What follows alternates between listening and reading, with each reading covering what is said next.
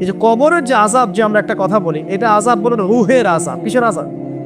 রুহ। দেহ তো আপনার নাই, ওখানে দেহ আছে? দেহ তো পচে গেছে, গলে গেছে। তাহলে আযাবটা কিসের? রুহের। বুঝাচ্ছি আমি। এই পড়াশোনাটা করেছি ইমাম গাজ্জালী রাহিমাহুল্লাহর বই থেকে। এত গভীর মানে লেখা, মানে ধরতে গেলেও মনে হয় যে একটা লাইন 10 বার পড়তে হচ্ছে। একটা এক্সাম্পল দিয়ে তিনি বোঝাচ্ছেন এভাবে।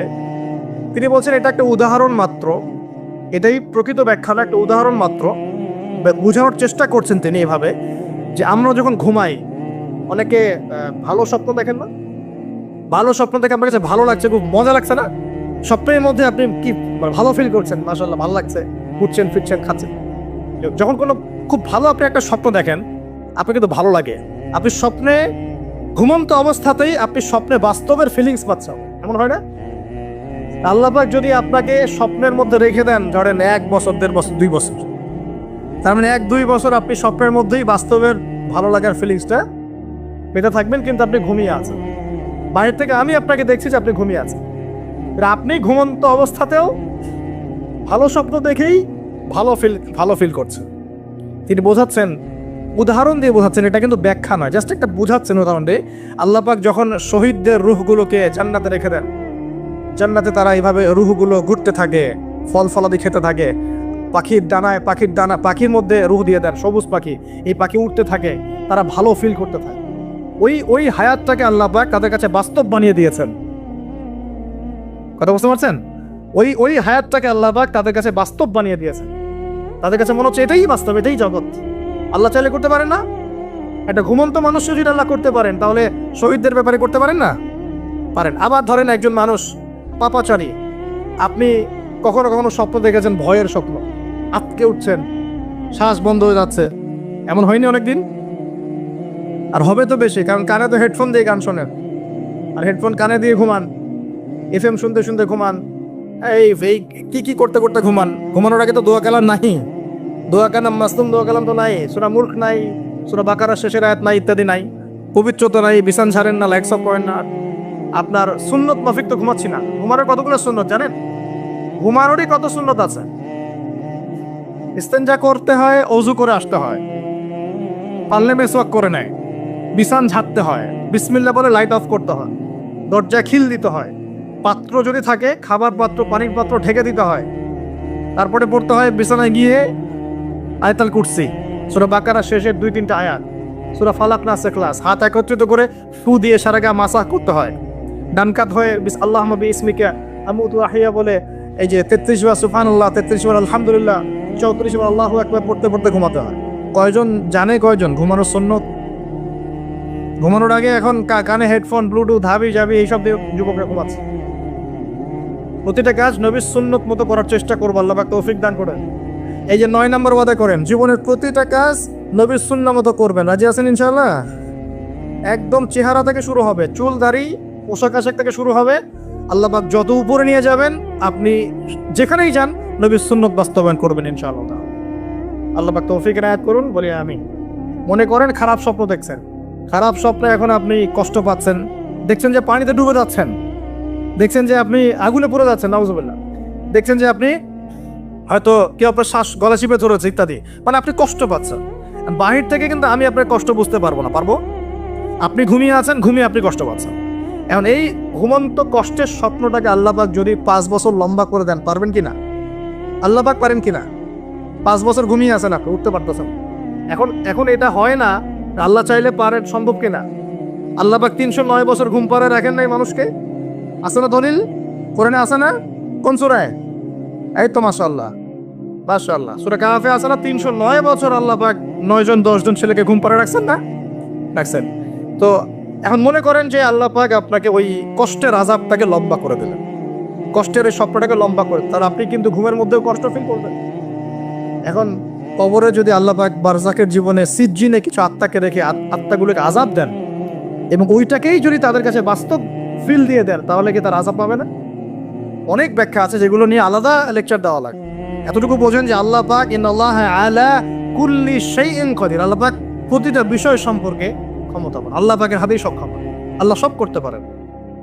যে আল্লাহ পাক আমাকে শ্বাস নেয়ার ক্ষমতা দিচ্ছেন, নিঃশ্বাস নিচ্ছি, একটা নিঃশ্বাসের দাম কি অন্য কেউ দিতে পারবে? যে আল্লাহ পাক এনভায়রনমেন্ট বায়ুমণ্ডলের মধ্যে নাইট্রোজেন গ্যাস দিয়ে দিয়েছেন, এই গ্যাস কি কে দিয়ে অন্য কেউ দিয়েছে? যে আল্লাহ পাক শ্বাস নেওয়ার জায়গা দিয়েছেন, আমাদের হার্ট পাম্প করছে, জন্মের সময় থেকে পাম্প করছে, এখন পর্যন্ত থামে নাই। একদিন 1 মিনিটের জন্য থেমে গেলেই শেষ। এটা কে চালু করে রেখেছে?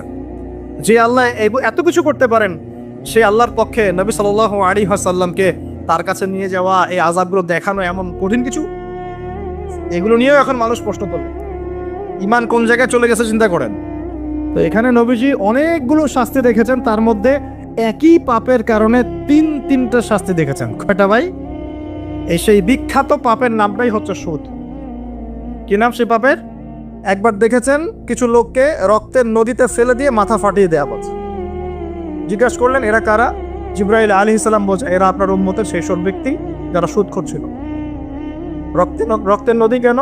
কারণ রক্ত চুষে খাইতো তারা মানুষ। মাথা কেন ফাটাই দেওয়া হচ্ছে? কারণ এই মাথা দিয়ে বলেছিল ইন্নামাল বাইউ মিসলুর রিবা, ব্যবসা সুদ একই জিনিস।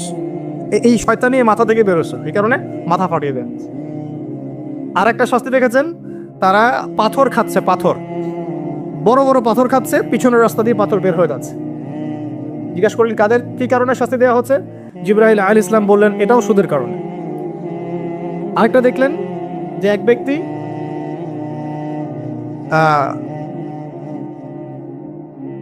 রক্তের নদী বলেছে, হ্যাঁ রক্তের নদীতে সাঁতার, এটা একটা বলেছে, একটা হচ্ছে পাথর খাওয়া।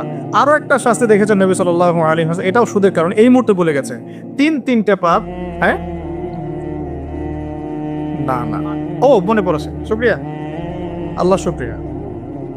3 নম্বরটা দেখেছেন তিনি, যে কিছু মানুষ শুয়ে আছে আর এই পেটটা, এই বাড়ি, আমাদের বাড়ি যেমন উঁচু, বাড়ির মতো উঁচু হয়ে আছে পেটটা, আর পেটের ভিতরে অজগরের মতো বড় বড় সাপ কিলবিল কিলবিল করছে। এই 3টা শাস্তি তিনি দেখেছেন। দেখে জিবরাইল আলাইহিস সালামকে বলছেন এই 3টা শাস্তি কি কারণে? 3টার ক্ষেত্রেই জিবরাইল আলাইহিস সালাম বলেছেন সুদের কারণে, সুদের কারণে, সুদের কারণে। আল্লাহ পাক আমাদেরকে হেফাজত করুন। 10 নম্বর নিয়াত, আমরা সবাই হালাল খাওয়ার চেষ্টা করবো ইনশাআল্লাহ। আমরা হারামের দিকে যাবো না ইনশাআল্লাহ। হালাল রিজিক আল্লাহ যতটুকু দিবেন এতটুকুতে সন্তুষ্ট থাকবো ইনশাআল্লাহ। এবং যদি আমি সামর্থ্যবান হই, ধনী হতে আল্লাহ পাক নিষেধ করেন নাই, ধনী হতে আল্লাহ নিষেধ করেন নাই, ব্যবসা করতে নিষেধ করেন নাই, ধন সম্পদ আল্লাহ পাক অর্জন করতেও নিষেধ করেন নাই, কিন্তু দুনিয়ার পূজা করতে আল্লাহ নিষেধ করেছে, দুনিয়ার মোহে ডুবে যেতে আল্লাহ নিষেধ করেছেন। সম্পদ ওসমান রাদিয়াল্লাহু আনহুরও ছিল, কিন্তু সেই সম্পদ তিনি তার প্রয়োজনে যতটুকু লাগতো এতটুকু ব্যয় করতেন, বাকিটা আল্লাহর রাস্তায় ব্যয় করতেন।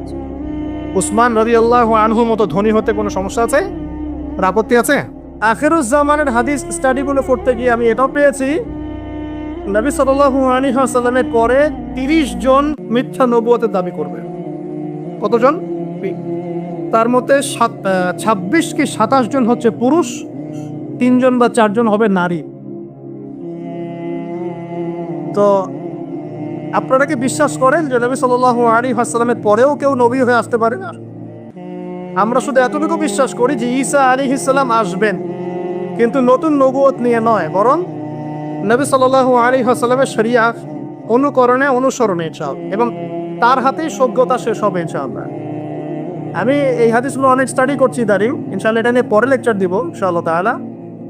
একটা হাদিস পেয়েছি, উনার যুগে, ঈসা আলাইহিস সালামের যুগে একটা ডালিমের খোসার নিচে একটা পরিবার ছায়া আশ্রয় দেবা, এবং এই জমিনটা রুম্বা যেমন করে চকচক করে, আল্লাহ পাক এই জমিনটাকে এরকম করে চকচক করাবেন, এত বেশি বৃষ্টি হবে, জমিন উর্বর হবে সব, ঠিক যেমন আদম আলাইহিস সালামের যুগে জমিন যেমন ছিল। সুবহানাল্লাহ। এটাও পেয়েছি যে একটা বকরির পাল, এই বকরির পালের মধ্যে একটা নেকড়ে ঢুকবে। নেকড়ে কি করে? বকরি খেয়ে ফেলে না? কিন্তু ওই যুগে, ঈসা আলাইহিস সালামের যুগে, নেকড়ে বকরিকে খাবে না।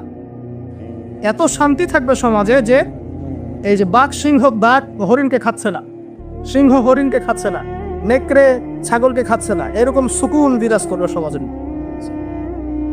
এরপরে কিছু খারাপ মানুষ আসবে যারা রাস্তাঘাটে জেনা করবে, তার আগে ঈসা আলাইহিস সালামের ইন্তেকাল হয়ে যাবে। ওই মানুষগুলো, ওই প্রজন্মের সামনে আল্লাহ পাক কিয়ামত দিবেন। তার মানে কিয়ামত, কাল কিয়ামত বলতে আমরা যা বুঝাই, মানে আগামী কালই কিয়ামত না, মানে কাল মানে কি, সময় তো কিছু বাকি আছে, এটা আপনাকে সতর্ক করার জন্য বলা।